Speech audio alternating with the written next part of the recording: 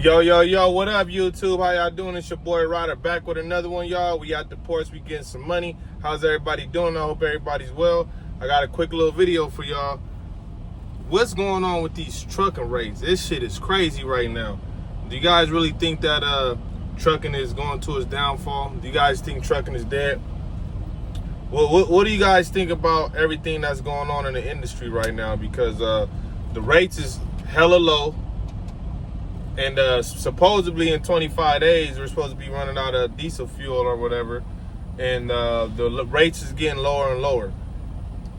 From my understanding, being in trucking for the past 10 years, 11 years, rates have never been this low anywhere. Anywhere in the trucking industry, rates have never been this low in my whole 11 years of trucking. So I'm trying to figure out why are rates so low right now, you know? I really believe that the trucking industry is trying to reset somehow, you know, because for the past few years, 2020 and 2021, I made the most money I ever made in my trucking career. That's for me as being a company driver, then switching over to an owner-op. I made so much money. In 2019, I was a company driver. I made a lot of money being a company driver in I was getting paid probably like $40 an hour in 2019, just driving local. And then I bought my truck in the beginning of 2021, and I was having $5,000 to $7,000 weeks in 2021 just by doing two round trips from the Inland Empire and to Long Beach and back at the ports. And the work was beautiful. I couldn't even understand how I was managing to make all this money just by working like 10 hours a day. Then all of a sudden, the rates dropped so low this year, it's freaking wild. Like I'm seeing loads on the load board start off at Grand Terrace, go to drop off at San Bernardino, pick up at San Bernardino, and drop off at the ports for $230 something. So that whole trip will cost me $200 in fuel to get to LA and back. So in my opinion, I don't even know how a lot of these truckers are even booking these loads, because I refuse to start my truck and take loads like that. You know, sometimes you get lucky and you can book a load like that on the load board, and you'll be able to find something to get you back. So then that whole round trip will equal up to like a little over $400-500, you know. But most of the stuff that's going, I seen from San Bernardino to the ports, and the ports to San Bernardino, I've seen round trips for $336. So like that might be a little better to book, because what, you pay $200 in fuel. If you're working at night, pay $150 in fuel. At least you're doubling your money. But I don't see how all the truckers with the $3,000 to $5,000 truck notes right now are surviving in the industry. You know, it's kind of sad that those truckers are struggling, the owner operators, because they got those expensive trucks and they have to go to work and pay that truck note, you know. But me, I'm managing my I have low overhead for my company right now, so it's all good for me, you know. Do I think trucking is going to get better? Hell yeah, it's going to get better. But here's the fun part of trucking. Everybody that's been in trucking knows November and December are going to be extremely busy. And right now we're in November and it's not too busy. It's getting there, but it's not too busy. So yesterday when I looked on the load board, it was 22 loads available. And I looked again, all those loads were gone. So that's a good start, because usually it's been like 5 to 7 loads when I checked the load board. But some of the loads were so bad, I'm like, how are people even booking these loads and surviving? See, that's the problem with the industry right now, that a lot of drivers are just booking loads to try to stay alive in this trucking industry right now. And that's not what we need to do at this moment in life. Because what we need to do, you know, we need to fight for higher rates out here. You know, even company drivers need to fight for better benefits and better hourly rates. You know, and I would suggest for people to do right now is negotiate the best way they can and bid on the loads. But it's hard to bid on the loads. So a $200 load, by the time you're bidding on it, you look again, that load has disappeared. You know, so that's the sucky thing about trucking right now, is that you never know what you're going to get every day you check this load board. But back to action. So January, February is going to be slow because of the Chinese New Year's, right? So, and then work starts to pick up. I'm thinking of mid-March, things kind of get a little better for the industry because China is bringing the containers over here and a lot of freight is moving right now. So around that time, I really feel that, from my knowledge in the trucking industry, that's when the rates are going to go back to where they need to be. You know, they might not be like they were in early 2000 and 2021 and even early this year, because earlier this year I was able to make like $5,000-6,000 a week if I really get out there and hustle. But that's kind of hard to do at this point, being local, running the ports. I don't know how it is OTR, but a lot of OTR drivers right now are letting me know that through email, and some buddies that I know, they're letting me know that it's real crazy with the cents per mile. It's like it's not even worth taking some of these loads. And a lot of people right now, they're going to deal with the extreme weather, with the rain and snow and all that kind of crap out there.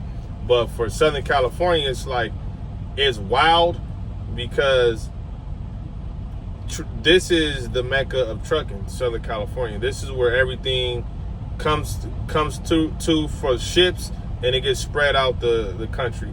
So Southern California and Northern California, we need better rates at this point in our careers. We need to have better rates. In Northern California, some of the union workers at the ports, I've been hearing they're on strike right now. I even seen a video where some of the port workers at the ports up there, they're blocking the entrance, and the truckers can't even go inside and make their money. Now, for me, that's not cool, because those truckers have mouths to feed, they have bills, so they're unable to make their money. And those owner-operators that have to pay for the truck, insurance, and fuel, they're going over there and they can't even enter the ports right now. And that shouldn't even be allowed, because if we shut down the entrance and the exit to the ports, we'll probably get arrested for doing stuff like that. You know, if we don't allow these port workers to come in and do their job, then we probably will get arrested or something.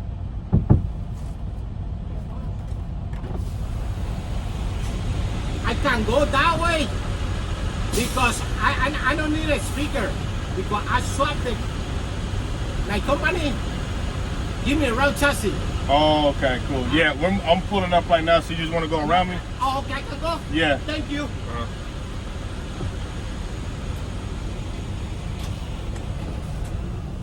Yeah, I barely understood what homeboy was talking about, but we figured it out. But yeah, so Northern California, they shutting down the ports and the union workers, and that's taking a big sting to the industry right now. You know, like now those drivers aren't about to be able to deliver freight, and that's bad. You know, and that trickles down to us. Then a lot of the ships right now are on the Gulf of Mexico and on the East Coast, you know, where those ships need to be over here, all the freight that they order. We can push out all the freight. So we're not going to be able to push out no freight if there's no freight for us to push out, you know. And every day I'm seeing less and less drivers at the ports because there's no work, you feel me? So, but it's kind of picking up, but it's not, the work is not worth it. You know, the work work is not worth starting up your truck, putting $200 in your tank, and getting $100 profit. If you get a blowout, then guess what? Hold on, guys. This is ready. I'm ready to be. Yeah, you just go around this truck and go inside. I can go around now. Yeah, you don't have to wait in line. Thank you. All right, no problem, boss.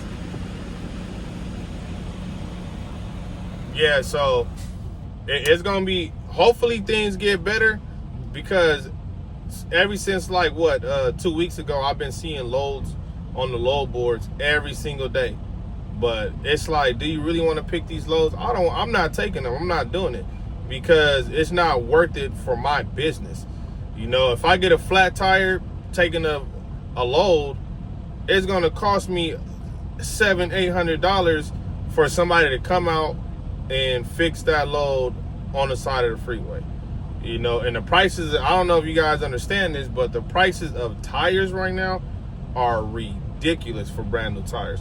So a lot of people right now, we got to stick together as truckers, and we have to stand for something. You know, if you guys want to keep on booking these weak loads, then guess what's going on? The trucking industry is going to keep on pushing out these weak loads, because drivers are going to take them no matter what. And a big part in California why I think that they're doing this is because the AB5 law. So once the AB5 law comes into effect and they crack down on it January 1st, guess what's going to happen? A lot of lease purchase programs and a lot of owner operators that's leasing their trucks to companies, they're either going to have to, those lease purchase people are going to have to give those trucks back, become company drivers. The owner operators are going to have to sell their equipment or get their own authority and their own insurance.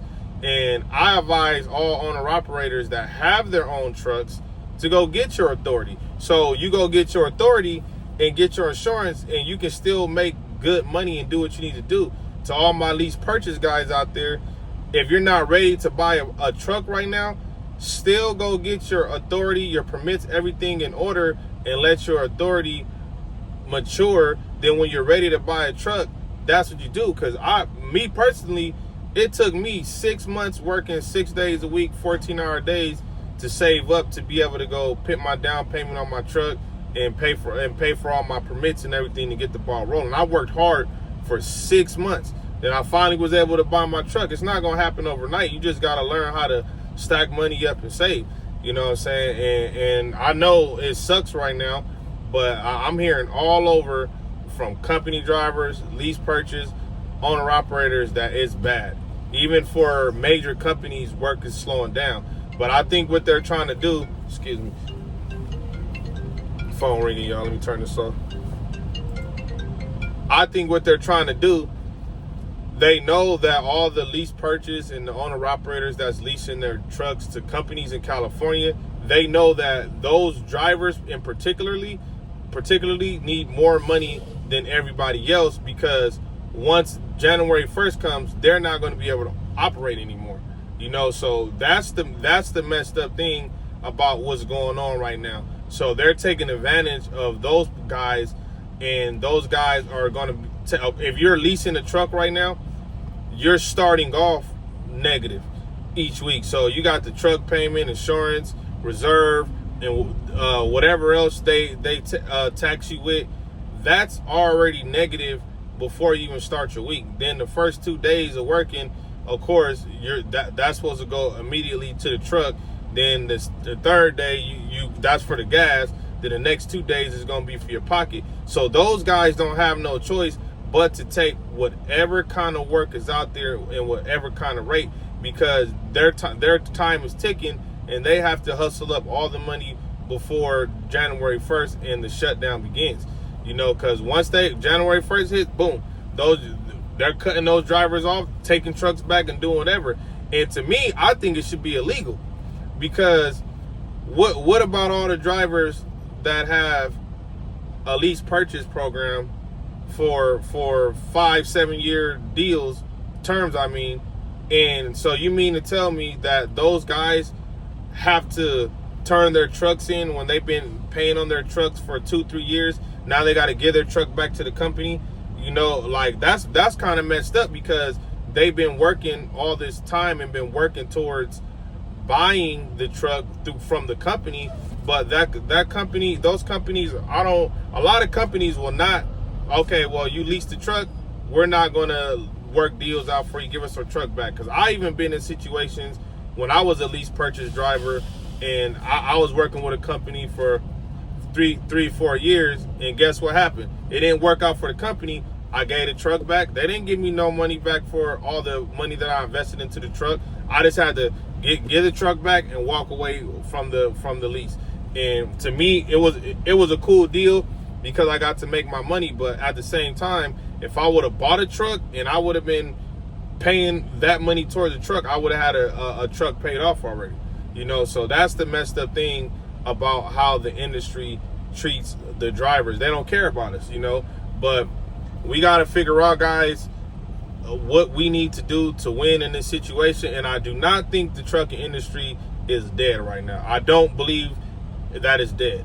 I believe that the trucking industry is resetting, because we got spoiled with them high rates, and everybody was making money. OTR drivers that had their own truck, they were making about $30,000-$40,000 gross a month on the road, you know. And my best month locally, I made 28,000 gross in 1 month being local. So they paid us so much money, they don't even have the money to pay us no more. If you guys look, a lot of major companies are going into bankruptcy right now, and people don't want to talk about it, but we're going through a mini recession, you know. Because for me, the port's been acting funny and up and down ever since, like, I would say, like, the end of May. So when the summer started to come into play, that's when the industry started to go downhill. Because at one time, I probably didn't go to work for like 3 weeks because it was no work. So I was looking on the load board, and I was just at the house chilling. I went on vacation, all kind of stuff, because there was no work on the load board for me. So when situations like that happen, guys, we have to network with each other. That's why I tell you guys to comment on the comment section, because you guys got to network with each other and let us know where we can find better work, or what companies have the work, where, like, who got the best rates for us, so we can all win in this situation.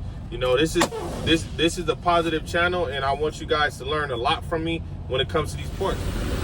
I try to give you guys as much knowledge that I have when it comes to the ports. You know, I don't charge for information. You know, people email me all the time. I give them all the game that I know about the ports. People hit me up on Instagram, and I give them free information, because when I needed help with the ports, and when I needed help with starting a business, I had to watch so many YouTube videos, and I learned from trial and error, you know. And I made a lot of mistakes in my career. It's all good. We all do that. Nobody's perfect, but we got to help each other out. It's always good to help each other out, because you get blessed for helping somebody else. When you help somebody else, you always will get blessed, no matter what. No matter what nobody tells you, you always get blessed for helping people. You know, you might not see your blessing for 6 months, a year down the road, but guess what? That little small help that you did somebody could have changed their life. You know what I'm saying? But you just people gotta stop being selfish and think about everybody else. And that's what's going on with the industry. Like, a lot of drivers right now, they're being selfish and they're taking the loads. They shouldn't do that. They should just be like, listen, if it's not worth it, I'm not taking it. Because if you look on the load boards, try to negotiate the best way you can. And if round trip loads aren't worth it, then do one-way loads. Try to find something for a couple $100 one way and get something for a couple $100 back. And that's how you'll survive, because that's what I've been doing. That's what I've been doing, guys. So I hope you guys enjoyed the video. I'm going to try to drop a video for you guys every day this month. Make sure you guys comment, share this video, hit that like and subscribe button. Let's get it, y'all.